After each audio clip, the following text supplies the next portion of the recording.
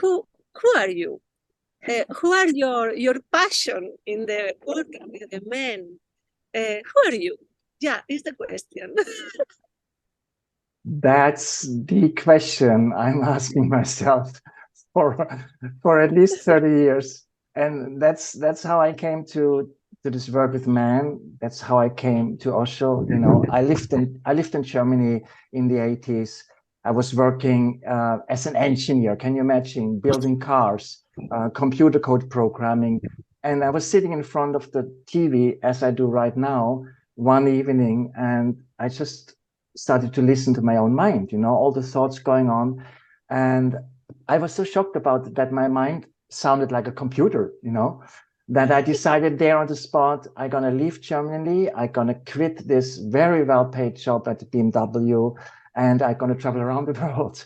And I had been reading books from Osho, The Way of the White Clouds, and it was like a different world. It was like, does this really exist?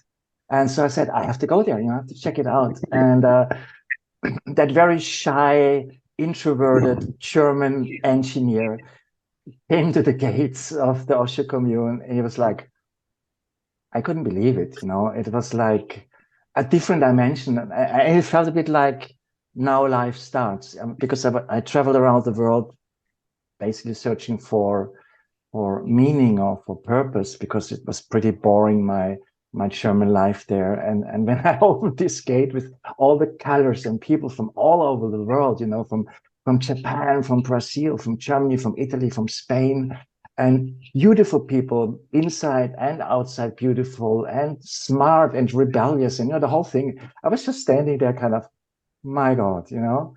So that's how life started in a way. And as I said, I was an engineer, mathematical, all up in my head, and pretty shy. So I would have never expected to work as a therapist, never.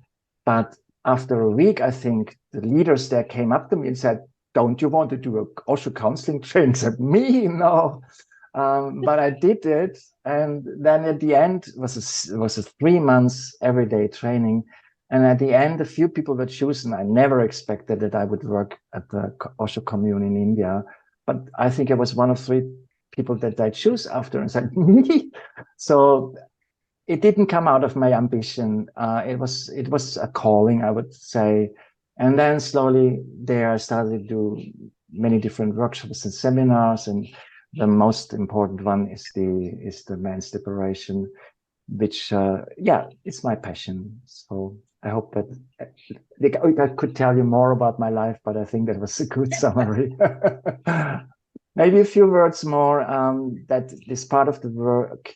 For me, my relationship with my father and me being a father to my son is really the centerpiece of this work. And there are so many men coming that are missing and are thirsty for that connection between brothers, because we didn't have that with our fathers. And this is really a very sad thing. And you can, you know, men sit in a circle and share about their relation to father. The tears are coming very fast, because we all realize, my God, you know, they had never told us that they're proud of us. They never really were emotionally present. Like my father, he was in the house, but I never met him as a man. We never had a personal talk, never, you know. So the men's liberation is kind of healing that wound.